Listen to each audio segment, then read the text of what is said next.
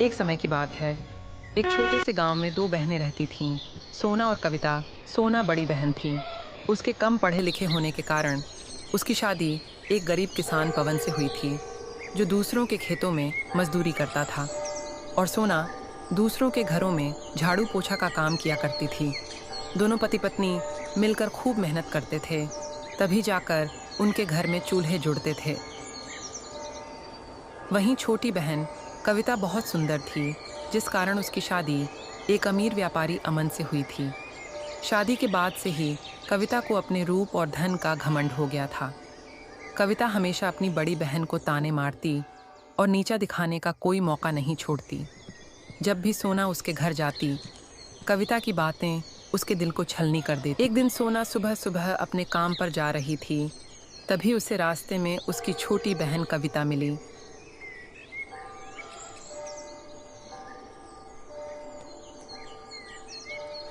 दीदी, तुम्हें देखकर तो यही लगता है कि गरीबी सच में बहुत बुरी चीज होती है।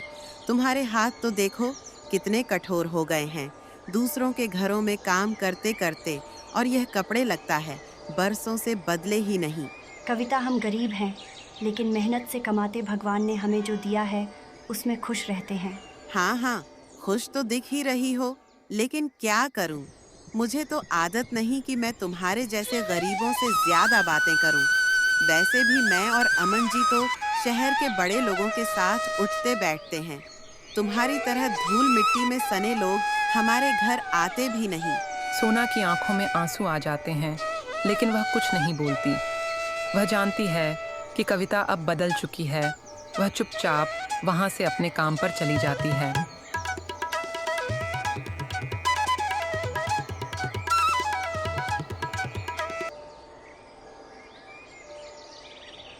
समय बीतता गया।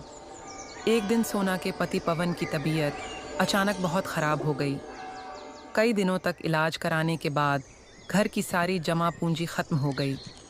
अब सोना के पास खाने तक के पैसे नहीं बचे। रात का समय सोना अपने पति के पास बैठी है, जो खाट पर लेटे कराह रहे हैं। सोना, अब तो लगता है मैं ज्यादा दिन नहीं बचे। हमारे पास तो अब कुछ भी नहीं बचा। बच्चे भी भूखे हैं। नहीं पवन, ऐसा मत कहो। मैं कुछ ना कुछ इंतजाम कर लूंगी। मैं अपनी छोटी बहन से पैसे मांगने जाऊंगी। अगले दिन सोना कविता के घर जाती है। कविता दरवाजे पर खड़ी होती है, जबकि सोना अंदर जाने की इजाज़त मांगती है। ओहो दीदी, क्या बात है? इस बार किस लिए आई हो? ज़रेनिया कविता, पवन, तबीयत बहुत ख़राब है। हमारे पास इलाज के पैसे नहीं बचे। थोड़े पैसे उधार दे दो, हम थोड़े दिनों में चुका देंगे। ओ दीदी, कितनी बुरी बात है। लेकिन अफसोस, अभी तो मेरे पति सारा पैसा लेकर गांव की जमीन खरीदने गए हैं। तुम पहले आती तो शायद कुछ मदद कर पाती। लेकिन कविता, तुमसे थोड़ा बहुत तो मिल ही सकता है। अरे दीदी, अगर मैं हर गरीब रिश्तेदार की मदद करने लगी तो फिर मेरा क्या होगा? सोना आंखों में आंसू आ जाते हैं। वह चुपचाप वहां से लौट जाती है। कविता ने आज तक उसकी कोई मदद नहीं की। एक दिन सोना ने सोचा, कविता ने तो पैसे देने से मना कर दिया। अब मैं क्या करूं? एक काम करती हूं, मैं अपने बड़े भैया के घर जाती हूं। वह मुझे पैसे देने से मना करेंगे। सोना अपने बड़े भाई के घर पैसे मांगने निकल जाती है।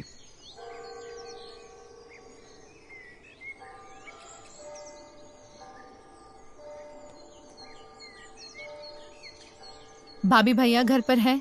नहीं, तुम्हारे भैया घर पर नहीं है। किसी काम के सिलसिले से शहर गए हैं। कोई काम है तो मुझे बताओ। भाभी, हमें कुछ पैसों की जरूरत है। पवन बहुत बीमार है।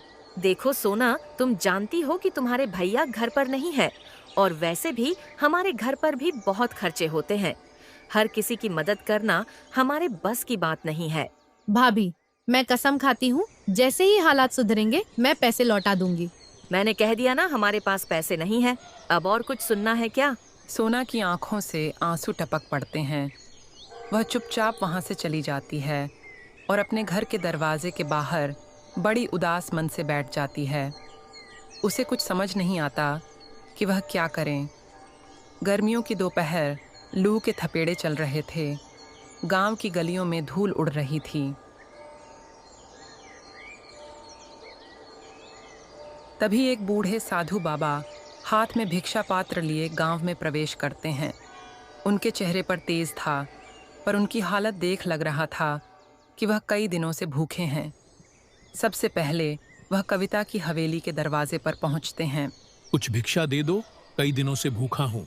चले आते हैं भिखारी, कहीं से भी ये हवेली कोई दान घर नहीं है। साधु फिर निराश होकर वहां से आगे बढ़ जाते हैं। वह धीरे धीरे चलते हुए सोना की झोपड़ी के सामने पहुंचते हैं।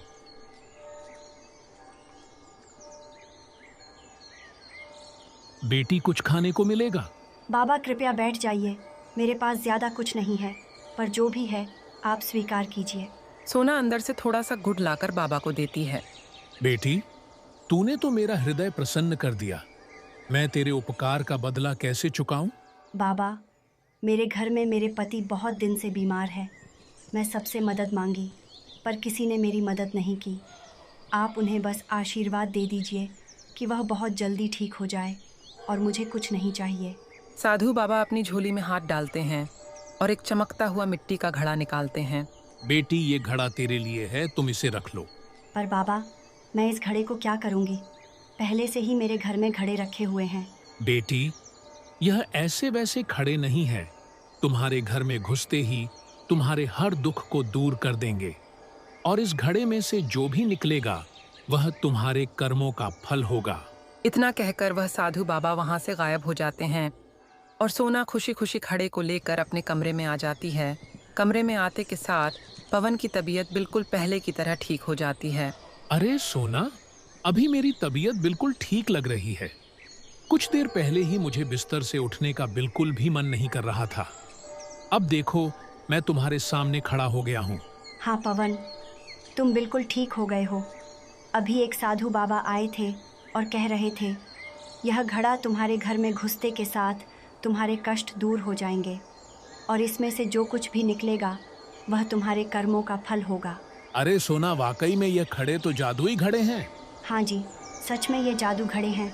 अब चलो मिलकर इस घड़े को खोलते हैं, देखते हैं इस घड़े में क्या निकलता है। सोना धीरे धीरे घड़े का लाल कपड़े को हटाती है।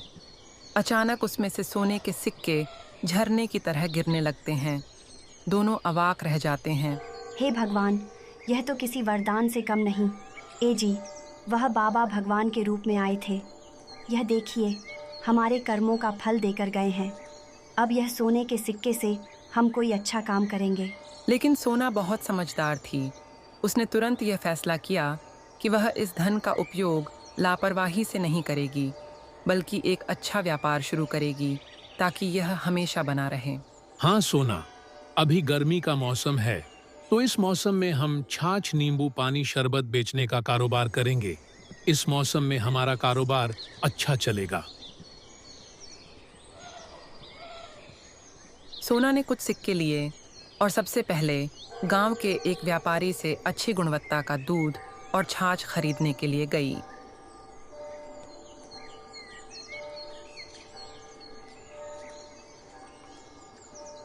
सेठ जी, मैं कुछ पैसे लगाकर अच्छी छाछ और दूध बेचना चाहती हूँ। क्या आप मेरी मदद करेंगे? सेठ ने सोना की मेहनत और ईमानदारी देखकर कहा, बिल्कुल बहन, अगर तुम ईमानदारी से काम करोगी तो मैं तुम्हें अच्छी कीमत पर दूध दूंगा।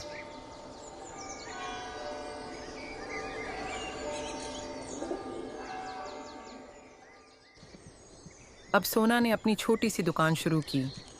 पहले ही दिन उसकी छाछ और लस्सी की बिक्री इतनी ज़्यादा हुई कि वह खुद भी हैरान रह गई। अब सोना का व्यापार चल निकला था। गांव के लोग उसकी मेहनत और ईमानदारी की सराहना करने लगे।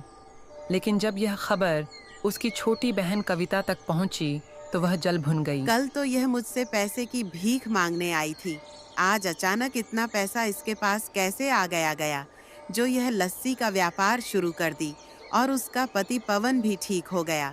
मुझे इसका पता लगाना ही होगा। सीमा परेशान होकर अपने कमरे में इधर उधर टहल रही थी। फिर वह तुरंत चुपके से सोना के घर के दरवाजे के बाहर खड़ी हो जाती है और उन लोगों की सारी बात सुनने लगती है। ए जी, आज हमारा पहला दिन ही बहुत अच्छी कमाई हुई। यह सब उस साधु बाबा की वजह से हो रहा है। अगर वह साधु बाबा मुझे जादुई घड़ा नहीं देते तो आज हम लोग इस मुकाम तक नहीं होते। हाँ सोना, उस साधु बाबा का एहसान मैं जिंदगी भर नहीं भूलूंगा। आज इसी घड़ा की वजह से मुझे नई जिंदगी मिली है, वरना मैं बहुत दिनों से बीमार था, फिर भी ठीक नहीं हो रहा था। वह साधु बाबा भगवान से कम नहीं है। अच्छा, तो इसका मतलब यह लोग के पास एक साधु बाबा ने जादुई घड़ा देकर गए हैं। एक काम करती हूँ, अभी मैं यह ठहरती हूँ।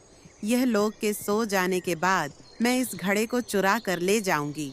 फिर कविता ने पवन और सोना के सो जाने का इंतजार करती है। वे लोग जैसे ही सो जाते हैं, वह तुरंत घर के अंदर जाती है और घड़े को जैसे ही हाथ लगाती है, वे घड़ा उड़कर दीवार में चिपक जाता है और उसमें से गंभीर आवाज आती है। ए मूर्ख, लालची, घमंडी औरत, धन का घमंड करने वाला सदा दुखी रहता है। सच्ची अमीरी ईमानदारी और मेहनत में होती है। अगर तूने अपनी बुरी सोच नहीं बदली तो यह घमंड तुझे बर्बाद कर देगा। यह सुनते ही कविता के हाथ पैर कांपने लगे और वह तुरंत ही घड़े को छोड़कर वहां से भाग गई और यह बात उसने किसी को नहीं बताई। अगले दिन कविता ने अपने खास नौकर हरिलाल को बुलाया। हरिलाल, यह सोना की दुकान बहुत तेजी से चल रही है और मैं इसे बिल्कुल बर्दाश्त नहीं कर सकती। मुझे कोई ऐसा तरीका बताओ जिससे उसकी दुकान बर्बाद हो जाए। हरिलाल थोड़ा सोचकर बोला, मालकिन, अगर लोगों को लगने लगे कि उसकी छाछ गंदे पानी से बनते हैं तो उसकी दुकान अपने आप बंद हो जाएगी। सुबह सुबह सोना ने अपनी दुकान खोली। ग्राहक धीरे धीरे आने लगे। तभी कविता के भेजे हुए लोग दुकान पर पहुंचे और छाछ पीने लगे। अरे ये क्या? इस छछ में तो कुछ अजीब सा स्वाद आ रहा है। हाँ, लगता है कि इसमें कोई खराबी है। सोना, तुम कैसी छाछ बेच रही हो?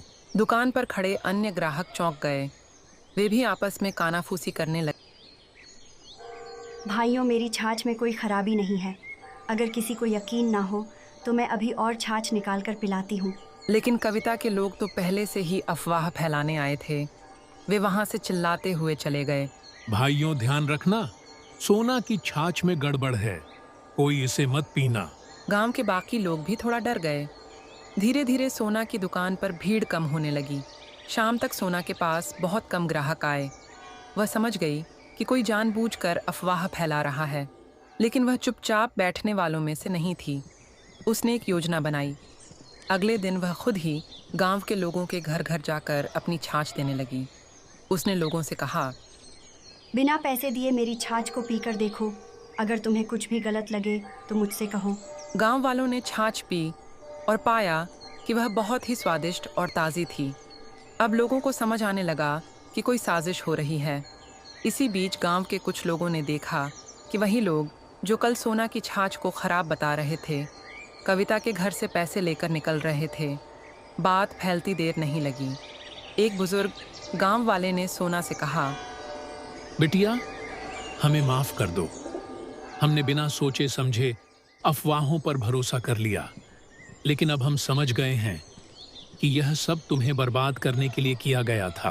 अब गांव के लोग फिर से सोना की दुकान पर आने लगे।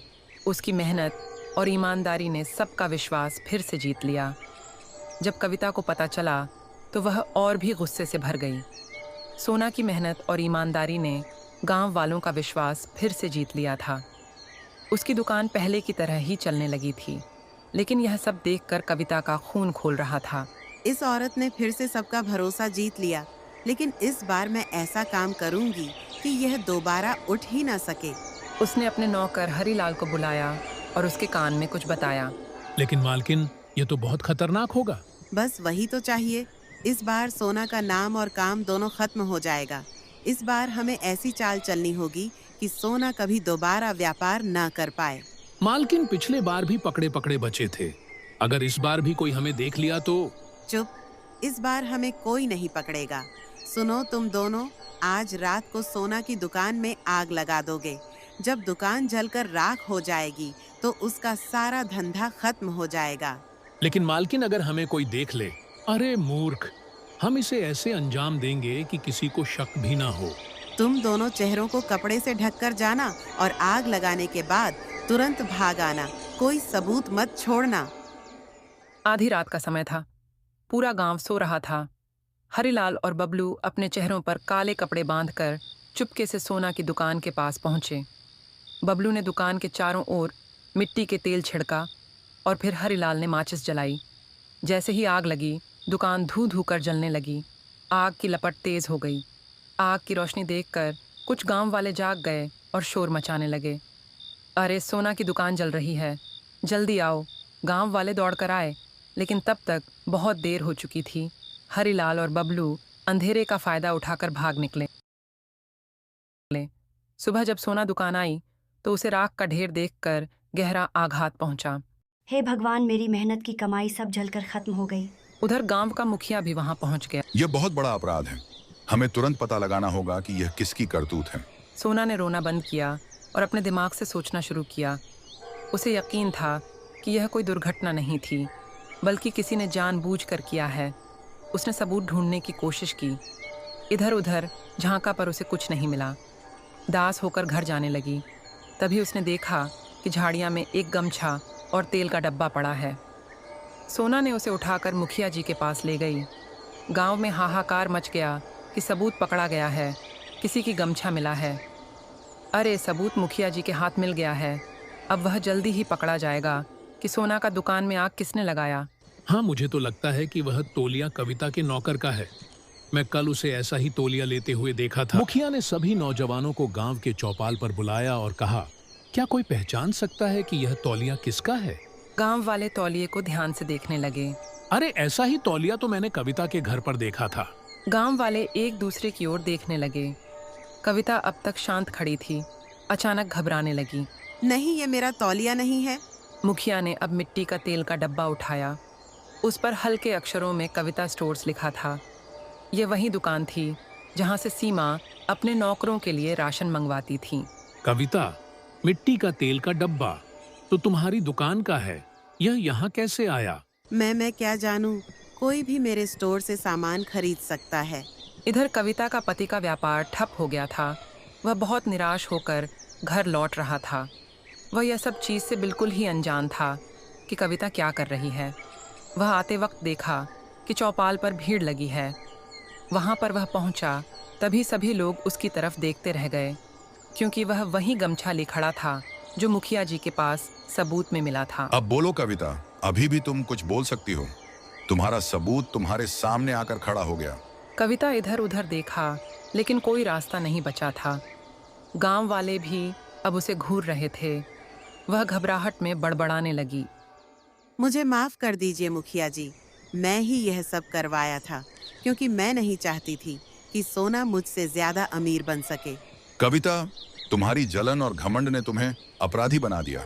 तुम्हारी सजा यही है कि तुम्हें गांव छोड़कर जाना होगा और तुम्हारी संपत्ति से सोना की दुकान फिर से बनाई जाएगी। मुखिया जी, मैं अपनी बहन को सजा नहीं देना चाहती। उसने जो किया वह उसके अपने कर्मों का फल है। मैं बस यही चाहती हूँ कि अब वह सुधर जाए। ठीक है, तुम्हारी जैसी मर्जी सोना। कविता की आंखों में आंसू आ गए। उसे अपनी गलती का एहसास हो चुका था। दीदी, मुझे माफ कर दो। मैंने जलन में अंधी होकर तुम्हारे साथ बहुत बुरा किया। अब मैं कुछ भी करने को तैयार हूँ। बस मुझे अपनी बहन बना रहने दो। सोना ने अपनी बहन को गले लगा लिया। गांव वालों को सोना की दरिया दिल्ली देखकर बहुत अच्छा लगा। अब कविता अपनी गलती का एहसास हो चुका था। सोना ने उसे अपने कारोबार में काम करने का मौका दिया। अगर तुम मेहनत से काम करोगी और ईमानदारी से चलोगी तो तुम्हें भी सफलता मिलेगी। लेकिन अगर फिर से कोई चालाकी की तो मैं तुम्हें कभी माफ नहीं करूंगी। कविता ने शर्मिंदगी से सर हिला दिया और फिर दोनों बहनें खुशी खुशी अपने कारोबार में लग गईं। यह कहानी हमें सिखाती है कि मेहनत और ईमानदारी ही असली सफलता की कुंजी होती है। जलन और धोखा हमेशा बुरे परिणाम लाता है।